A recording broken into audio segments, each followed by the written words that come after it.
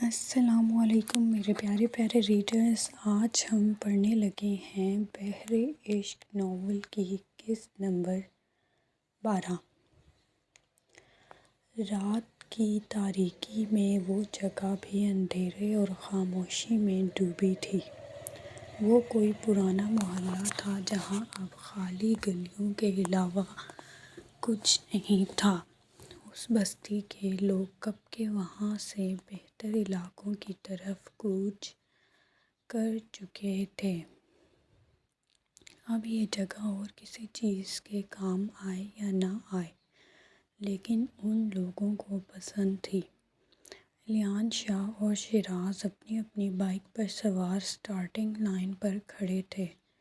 دونوں ایک دوسرے کو فی الحال صرف گھور ہی رہے تھے۔ یونیورسٹی کے کئی لڑکے لڑکیاں وہاں اس ریس کو دیکھنے کی غرض سے جمع تھے، تو یہاں سے ہم ریس کا آغاز کریں گے اور جو کوئی بھی اینڈ پوائنٹ تک پہلے پہنچے گا وہی جیتے گا۔ ان دونوں کے سامنے تنگ و تاریک گلی تھی۔ ایک وقت میں وہاں 2 بائیکس ہی آ سکتی تھیں۔ انہیں مختلف گلیوں سے گزرتے ہوئے بستی کے دوسری جانب پہنچنا تھا۔ ایک لڑکی لال رومال پکڑے ان کے بیچ کھڑی تھی۔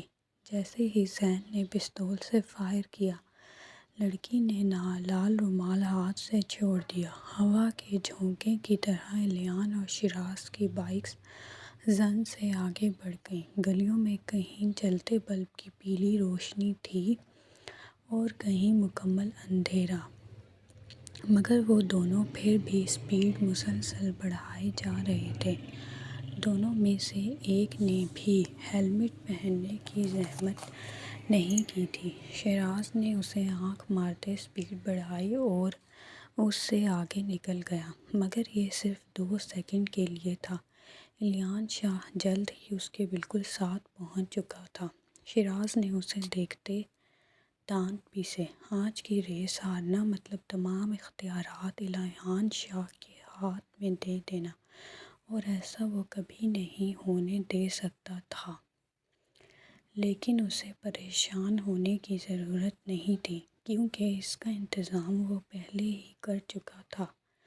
ان کی بائیکس بستی کے آخری حصے میں پہنچ چکی تھیں۔ منزل قریب آ چکی تھی اور یہ آخری گلی تھی۔ الیان شاہ آسانی سے شیراز کو مات دے سکتا تھا، لیکن ان دونوں کی نظر اس مٹی کے ڈھیر پر گئی جو الیان شاہ کے راستے میں پڑی تھی۔ اگر اتنی خطرناک رفتار کے ساتھ وہ وہاں سے گزرتا تو اس کی بائیک کے ساتھ ساتھ اس کے بھی پرزے ہی ملتے۔ شیراز قہقہہ لگاتے ہنسا۔ Everything is fair in love and war. محبت اور جنگ میں سب جائز ہے۔ کمینگی سے بولتے وہ فنش لائن کی طرف بڑھ گیا، مگر رفتار الیان شاہ نے بھی کم نہیں کی تھی۔ وہ ایسا ہی تھا، بے انتہا جنونی۔ بات انا اور ضد پر آ جائے تو جان کو بھی خاک میں جھونک دینے والا۔ اس نے بے خوفی سے اپنی بائیک اس مٹی کے ٹیلے پر چڑھا دی۔ شیراز تو شیراز آخر میں کھڑے ہوٹنگ کرتے لوگوں کے منہ کھلے کے کھلے رہ گئے۔ الیان شاہ کی بائیک ہوا میں تیرتے شیراز کے سر سے گزرتے ہوئے بالکل اس کے آگے آ گری اور پھر گھسیٹتے ہوئے فنش لائن کراس کر گئی۔ الیان شاہ نے آخر میں آتے بائیک پر سے چھلانگ لگا دی۔ رگڑ کھانے کے باعث اسے کافی چوٹیں آئی تھیں، مگر وہ اسی لمحے اٹھ کھڑا ہوا۔ واہ میرے شیر! زین پاگلوں کی طرح خوشی سے اچھلتا اس کی جانب لپکا، مگر الیان شاہ کے چہرے پر جیت کی کوئی رمق نہ تھی۔ سب دم سادھے اسے دیکھنے لگے، جو خطرناک تیور لیے شیراز کی طرف دوڑا تھا۔ زین یہ سب بھی ریکارڈ کر رہا تھا۔ آیت اب اکیلی بیٹھی تھی۔ بابا سونے کو جا چکے تھے، وہ دم سادھے ہوئے تھی۔ نہ جانے کیوں اس کا دل تیزی سے دھڑک رہا تھا۔ الیان شاہ نے بھاگتے ہوئے شیراز کو جا لیا۔ میرے ساتھ دھوکہ کرے گا؟ وہ چیختے ہوئے پاگلوں کی طرح اسے پیٹنے لگا۔ اس وقت اس پر کوئی جنون سوار تھا۔ نفرت ہے مجھے دھوکے سے، الیان شاہ کو دھوکے سے نفرت ہے۔ وہ سب بھلائے بس شیراز کی درگت بنائے جا رہا تھا۔ یہ رولز کے خلاف ہے۔ شیراز کی حالت خراب ہوتے دیکھ اس کے ساتھی غصے سے آگے بڑھے۔ ابے رولز کی ایسی کی تیسی۔ زین فون بند کرتے، جیب میں ڈالتے خود بھی لڑائی میں شامل ہو گیا۔ وہ دو گروپس اب جنگلیوں کی طرح لڑ رہے تھے۔ آیت کا فون اس کے ہاتھ سے چھوٹتے گود میں جا گرا۔ جلدی سے چارپائی پر لیٹتے وہ سر تک چادر اوڑھ گئی۔ الیان شاہ کی شکایت لگانے کا وہ اب سوچ بھی نہیں سکتی تھی۔ آنکھیں میچتے وہ ڈر پر قابو پانے کی کوشش کرنے لگی۔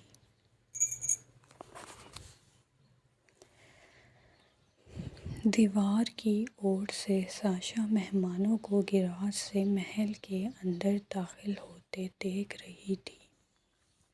ماہا کو دیکھتے ہی اسے اپنی صحیح اوقات کا اندازہ ہوا۔ اس نے بھی ایک کاغذی نکاح کی بنیاد پر کتنی امیدیں وابستہ کر لی تھیں۔ کتنی بے وقوف تھی وہ! بھول گئی تھی کہ وہ نکاح تو سب کب کے بھلائے بیٹھے تھے۔ اگر یاد ہوتا تو اس کی حیثیت ہمیشہ سے ایک ملازمہ کی تو قطعی نہ ہوتی۔ رو رو کر اب آنسو بھی خشک ہو چکے تھے۔ وہ بھاگتی ہوئی نیکسی پہنچی۔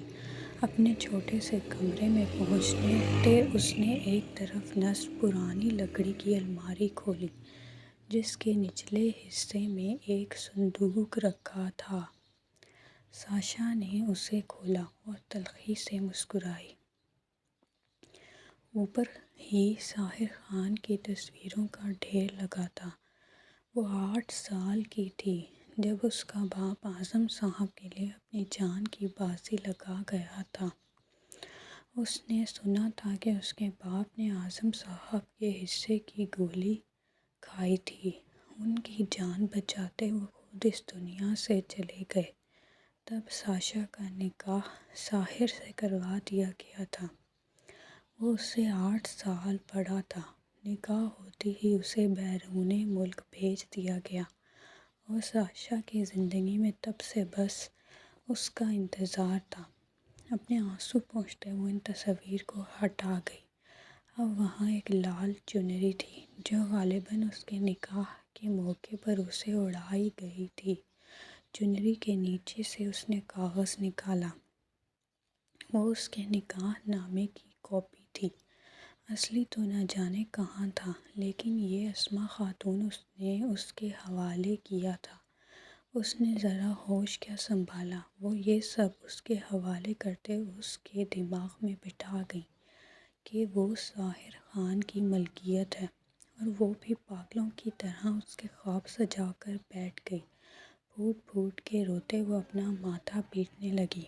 میں اور برداشت نہیں کروں گی، سب کچھ ختم کر دوں گی۔ اب زمین پر واپس اترنے کا وقت آ گیا۔ وہ نکاح نامے اٹھائے کھڑی ہوئی۔ دیوار پر لگے چھوٹے سے آئینے میں اپنا عکس نظر آیا۔ بے ساختہ وہ پھر سے اپنا موازنہ ماہا سے کرنے لگی۔ کمرے کی کنڈی چڑھائے پہلے اس نے کپڑے تبدیل کیے۔ کالے رنگ کی ریشمی فراک نکالتے اس نے زیب تن کی۔ یہ اس نے پچھلی عید پر بنوائی تھی۔ وہ اس کے سراپے پر خوب جچ رہی تھی۔ ساتھ ہم رنگ ریشمی دوپٹہ اوڑھتے وہ ساحر خان کی چادر خود پر لپیٹ گئی۔ اب وہ تیزی سے لال عمارت کی جانب بڑھ رہی تھی۔ پچھلے دروازے سے داخل ہوتے اس کا رخ ساحر خان کے کمرے کی جانب تھا۔ ہمیشہ کی طرح اس نے بغیر اجازت لیے دروازہ کھولا۔ وہ سامنے کھڑا خود پر بے دلی سے پرفیوم چھڑک رہا تھا۔ ساشا کو دیکھتے ہی وہ چونک کر مڑا۔ اس نے وائٹ پینٹ پر وائٹ شرٹ پہن رکھی تھی۔ اوپر بادامی رنگ کی جیکٹ پہنے وہ کوئی شہزادہ ہی لگتا تھا۔ اسے دیکھتے ہی ساشا کے دل میں ہوک سی اٹھی۔ خان، مجھے طلاق چاہیے۔ بنا لڑکھڑائے اپنی بات کہتے وہ ہاتھ میں پکڑا نکاح نامہ سامنے فرش پر پھینک گئی۔ آپ مجھے میرا حق نہیں دے سکتے تو ہم دونوں کے لیے بہتر یہی ہے کہ آپ اس لڑکی سے شادی کر لیں جسے بڑی بیگم صاحبہ نے آپ کے لیے پسند کیا ہے، اور مجھے بھی آزاد کر دیں۔ میں اب اور اس طرح نہیں رہ سکتی۔ وقفہ لیتے اس نے مقابل کو دیکھا جو اسے ایسے دیکھ رہا تھا جیسے ابھی کچا چبا جائے گا۔ ساشا نے اپنے کانپتے وجود کو مضبوطی سے سنبھالے رکھا۔ ویسے بھی میری اتنی اوقات کہاں ہے جو آپ کی بیوی بن سکوں۔ میرے ساتھ تو کوئی میری حیثیت کے مطابق ہی ہونا چاہیے، کوئی ڈرائیور، مکینک یا ساحر نے بنا دیر کیے اپنا ہاتھ ساشا کے منہ پر سختی سے اس کے منہ پر رکھتے اس کی آواز حلق میں ہی گونج چکا تھا۔ وہ ایسا نہ کرتا تو ساشا اپنی بات مکمل کر لیتی، اور اگر ایسا ہو جاتا تو ساحر خان اس کے لیے بے انتہا بے رحم ثابت ہوتا۔ تمہاری اتنی ہمت، تم نے اپنے ساتھ کسی غیر کو جوڑنے کی کوشش کی۔ اس کا ہاتھ اتنی سختی سے ساشا کا منہ بند کیے ہوئے تھا کہ اس کا سر چکرانے لگا۔ ساحر خان کو اس وقت دنیا بھر کے ڈرائیور اور مکینک سے بے شمار حسد ہوا۔ دل چاہا سب کو ایک جگہ اکٹھا کر کے آگ لگا دے۔ تم ابھی مجھے ٹھیک سے جانتی نہیں ہو۔ جو چیز میری ملکیت ہو اسے لے کر میں بے حد پوزیسو ہوں۔ پھر تم تو ایک جیتے جاگتے انسان ہو، میرے نکاح میں ہو، بیوی ہو میری۔ اس کے دھڑانے پر ساشا ڈر کر رونے لگی۔ تمہیں حق چاہیے نا؟ چلو میں تمہیں پہلے تمہارا حق دیتا ہوں، پھر اس کے بعد تم مجھے حساب دوگی۔ یہ جو نکاح نامہ تم نے زمین پر پھینکا ہے اس کی سزا ملے گی تمہیں، سمجھی؟ وہ بھرراتے اسی طرح اس کی کلائی دبوچے کمرے سے باہر نکل آیا۔ خان، وہ کیا کرنے والا تھا؟ نیچے تو سب موجود تھے۔ خاموش۔ پیچھے وہ اپنے ہونٹوں پر انگلی رکھتے اسے خاموش کروا گیا۔ تم نے میرا دماغ خراب کر دیا ہے۔ جب سے آیا ہوں پاگل ہو چکا ہوں تمہارے پیچھے۔ اب یہ بے چینی ختم کرنے لگا ہوں تو تم بالکل خاموش رہو گی۔ ساشا کو اس سے خوف محسوس ہوا۔ وہ بے بس سی اس کے ساتھ کھنچتی چلی جا رہی تھی۔ نہ جانے وہ کیا کرنے کا ارادہ رکھتا تھا۔ کہیں سب کے سامنے اس کی بے عزتی تو نہیں کرے گا؟ طرح طرح کے خیال اس کی جان نکالنے لگے۔ لاؤنج میں ایک طرف اعظم خان اور زبیر شاہ بیٹھے تھے۔ ان کے بالکل ساتھ والے صوفے پر مائرہ خان براجمان تھیں۔ ان کے درمیان مختلف بات چیت چل رہی تھی، کبھی سیاست سے متعلق تو کبھی بزنس سے۔ وہ مستقبل میں ہونے والی بزنس ڈیلز ڈسکس کر رہے تھے۔ کبیر اور جیا کا رشتہ، یعنی اس کے حصے کی جائیداد پر زبیر شاہ اور کبیر کا ہی قبضہ ہوگا۔ اعظم خان بھی مطمئن تھے۔ جیا کے لیے اتنے اچھے خاندان کا رشتہ مل رہا تھا، وہ بھی ان کے بالکل قریبی دوست کے گھر، ورنہ وہ اس کی طرف سے نا امید تھے۔ ماہا غصہ ضبط کیے اپنے ہاتھ میں موجود انگوٹھی دیکھ رہی تھی جو مائرہ خان نے اسے پہنائی تھی۔ ساحر نے ابھی تک اپنی شکل نہیں دکھائی تھی، لیکن کسی کو کچھ خاص فرق نہیں پڑتا تھا۔ یہ ایک بزنس ڈیل تھی، کوئی رشتہ نہیں۔ تلخی سے سوچتے اس نے خود پر قابو پایا۔ کبیر کی نظریں بالکل سیٹ میں موجود جیا پر گڑی تھیں۔ پہلے سکندر خان کی بیوی اس کی مٹھی میں تھی اور اب اس کی بہن بھی۔ وہ کمینگی سے مسکرایا۔ وہ سکندر خان سے اس کی ہر ایک چیز چھین لینا چاہتا تھا۔ اسے تباہ و برباد دیکھنا اس کی اولین ترجیح تھی۔ جیا کی خوبصورتی کے آگے اسے منال تو کچھ بھی نہیں لگی تھی۔ اوپر سے بے زبان، وہ آسانی سے اسے کچل سکتا تھا۔ جیا نظریں جھکائے ہوئے تھی، اس کا بدن بخار کی شدت سے تپ رہا تھا۔ وہ نہیں آیا تھا۔ کیوں نہیں آیا؟ سوچ سوچ کر اس کا دماغ معوف ہو رہا تھا۔ ساحر خان دھڑا دھڑ سیڑھیاں پھلانگتے نیچے اتر رہا تھا۔ ساشا 2-3 مرتبہ گرتے گرتے بچی تھی۔ مائرہ خان کی سب سے پہلے ان پر نظر پڑی۔ ان کی آنکھوں میں بے یقینی دوڑ گئی۔ ایک لمحے کے لیے جیسے انہیں یقین نہیں آیا، وہ بے ساختہ اپنی جگہ سے کھڑی ہوئیں۔ سب کی نگاہ ان کے تعاقب میں اٹھی۔ مہا کا انہیں دیکھتے منہ کھل گیا۔ ساحر مضبوطی سے ساشا کی کلائی جکڑے لاؤنج کے بیچوں بیچ آ کھڑا ہوا۔ ساحر یہ سب کیا ہے؟ اعظم خان نے سختی سے دریافت کیا۔ مجھے آپ سب کو کچھ بتانا ہے۔ اس نے ایک نظر اپنی موم پر ڈالی جو اسے دکھ سے دیکھ رہی تھیں، پر وہ سر جھٹک گیا۔ فی الحال یہ ضروری تھا، وہ انہیں بعد میں منا لے گا۔ یہ ساشا ساحر خان ہے، میری بیوی۔ ہمارا نکاح جب ہوا تھا ہم چھوٹے تھے، لیکن اس کا مطلب یہ نہیں کہ میں اس نکاح کو مانتا نہیں ہوں۔ میں نے باہر جا کر خود اپنی پہچان بنائی۔ اپنی محنت سے میں نے اپنا مقام بنایا، صرف اس لیے تاکہ میں اس ذمہ داری کو اٹھا سکوں۔ اس کے الفاظ ساشا پر سحر باندھ رہے تھے۔ وہ بنا پلکیں جھپکائے اسے تک رہی تھی۔ میں آپ سے یہ نہیں پوچھوں گا کہ میرے پیچھے اسے اس کا وہ مقام کیوں نہیں دیا گیا جس کی یہ حقدار تھی، کیونکہ اس میں میری ہی ناکامی ہے۔ لیکن میں آج یہ بات واضح کر دوں کہ یہ میری ملکیت، میری بیوی ہے۔ آج سے یہ میرے ساتھ میرے کمرے میں رہے گی۔ ساشا نے گھبرا کر سب کے غصے سے کھولتے چہروں کو دیکھا۔ وہ ڈر کر ساحر کے بازو میں اپنے ناخن گاڑ گئی۔ اور جہاں تک بات ہے مہا کی، تو وہ صرف ایک دوست ہے، اس سے شادی کا سوال ہی پیدا نہیں ہوتا۔ ساحر، یہ سب تم پہلے بھی کلیئر کر سکتے تھے، بات یہاں تک پہنچتی ہی نہ۔ اعظم خان کو رہ رہ کر تاؤ آ رہا تھا۔ ان کی اولاد ہاتھ سے نکلتی ہی جا رہی تھی۔ ایک طرف سکندر اور اب ساحر بھی۔ ڈیڈ، میں نے موم کو پہلے بھی منع کیا تھا، پر یہ مجھے ایموشنل بلیک میل کرتی رہیں۔ ان کے اصرار پر میں صرف اس لنچ کے لیے مانا تھا، لیکن میں نے غلطی کی، مجھے ایسا نہیں کرنا چاہیے تھا۔ I'm sorry۔ اپنی بات مکمل کرتے وہ ساشا کو لیے وہاں سے نکلتا چلا گیا۔ حنان جو چھپ کر وہ سب دیکھ رہا تھا، مہا کا چہرہ دیکھتے اسے ہنسی آئی۔ یقیناً زندگی میں پہلی دفعہ کوئی اسے ریجیکٹ کر کے گیا تھا۔ یہ سب کیا ہے اعظم؟ زبیر شاہ کے دریافت کرنے پر مائرہ خان آگے آئیں۔ وہ بچہ ہے، جذباتی ہو گیا بس تھوڑا۔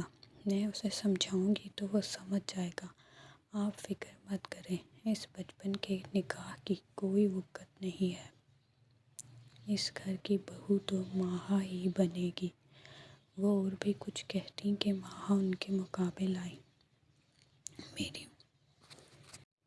میری بات کا برا مت مانیے گا، لیکن آپ میں تھوڑی سی بھی کامن سینس نہیں ہے کیا؟ مہا، کبیر اور زبیر شاہ نے بیک وقت اسے ٹوکا۔ جواباً اس نے انہیں زخمی نگاہوں سے دیکھا۔ وہ اب بھی اسے ہی روک رہے تھے۔ مجھے لگتا ہے کہ بالکل نہیں ہے، کیونکہ اگر ہوتی تو آپ اس رشتے سے پہلے اپنے بیٹے سے پوچھتی۔ اتنی بھی عقل نہیں ہے۔ اس کی زبان پر حنان نے اسے داد دیتی نظروں سے دیکھا۔ اور وہ کیا مجھے ریجیکٹ کرے گا؟ میں اس پر تھوکنا بھی پسند نہ کروں، شادی تو دور کی بات۔ تلخی سے بولتے وہ اپنے ہاتھ سے انگوٹھی نکالتے فرش پر پھینک گئی۔ اپنا چھوٹا سا نفیس پرس اٹھاتے وہ وہاں سے تیزی سے نکلتی چلی گئی۔ حنان ہڑبڑاتے اپنی جگہ واپس آیا۔ اس کی یہ مجال وہ مجھے مہا شاہ کو انکار کرے۔ میں اس کی اینٹ سے اینٹ بجا دوں گی۔ ہونا تو یہ چاہیے تھا میں انگوٹھی اس کے منہ پر دے مارتی۔ 2 ٹکے کی نوکرانی کو میرے مقابل لا کر کھڑا کر دیا۔ حنان نے اس کے آخری الفاظ پر ناگواری سے اسے دیکھا۔ تم کیا دیکھ رہے ہو؟ چابی نکالو۔ وہ اب اس پر چڑھ دوڑی۔ میں نے کہا گاڑی کی چابی دو۔ اسے بت بنے دیکھ وہ چیخی۔ مجھے اس کی اجازت نہیں ہے۔ اس نے جھوٹ گھڑا۔ وہ بس اسے اکیلے اتنے غصے میں نہیں جانے دینا چاہتا تھا۔ واٹ ربش! کس کی اجازت؟ تمہیں ڈیڈ نے منع کیا ہے؟ تم انہیں میری خبریں تو نہیں دیتے؟ وہ ایک بات سے جانے کیا کیا آغاز کرتے اس کا کالر دبوچ گئی۔ میڈم! وہ حیران سا اسے اتنا نزدیک سے دیکھ رہا تھا۔ اس نے میک اپ نہیں کیا تھا، پر میک اپ کے بغیر بھی وہ خوبصورت تھی۔ حنان کا دل چاہا خود کو گولی دے مارے۔ اس کا ذہن دیکھ کر مقابل کی خوبصورتی پر کیوں اٹکنے لگتا تھا۔ تم نے پیسے لیے ہیں ان سے میری جاسوسی کے؟ بولو۔ وہ کچھ مزید قریب ہوتے اس کی گرے آنکھوں میں اپنی آنکھیں گاڑ گئی۔ حنان نے اس کے ہاتھ ہٹانے کی خاطر جکڑے کہ تبھی لال محل گولیوں کی تڑتڑاہٹ سے گونج اٹھا۔ آواز بلند اور خوفناک تھی کہ لمحے میں ماحول میں خوف و غلبہ چھا گیا۔ حنان نے زمین پر لیٹتے ماہا کو بھی کھینچا، جو دھڑام سے اس کے اوپر جا گری۔ وہ جو کچھ دیر پہلے چیخ رہی تھی، اب آواز گنگ ہو چکی تھی۔ سختی سے حنان کی شرٹ دبوچے وہ اس کے سینے میں منہ چھپا گئی۔ حنان نے تیزی سے رخ بدلا۔ اب وہ نیچے تھی اور وہ خود اس کے اوپر۔ وہ ماہا کے سر پر ہاتھ رکھتے گاڑی کی اور سے جھانکتے حالات کا جائزہ لینے لگا۔ کالے کپڑوں میں ملبوس آدمی دیواریں پھلانگتے ہوئے اندر داخل ہو رہے تھے۔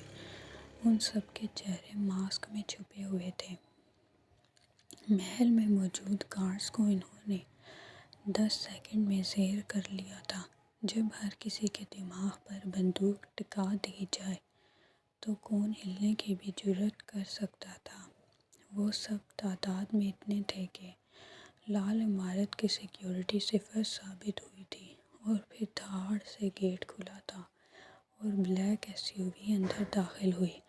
اسے چلانے والا اور کوئی نہیں بلکہ خود لیو تھا، جس کا ایک بازو شیشے سے باہر تھا۔ وہ اسی ایک بازو سے بھاری کلاشنکوف سنبھالے دھڑا دھڑ آسمان پر کی برسات کر رہا تھا۔ حنان نے ٹیڑھی مسکراہٹ سے اپنے بھائی کو دیکھا، جس کے کبھی مڑ کر واپس نہ دیکھنے کے دعوے دھرے کے دھرے رہ گئے تھے۔ بس اتنا سا کھیل تھا اور وہ آگ بنا وہاں پہنچ چکا تھا۔ اپنے منصوبے کو کامیاب ہوتے دیکھ وہ کمینگی سے ہنسا۔ لائک کریں، کمنٹ کریں اور سبسکرائب کرنا نہ بھولیں۔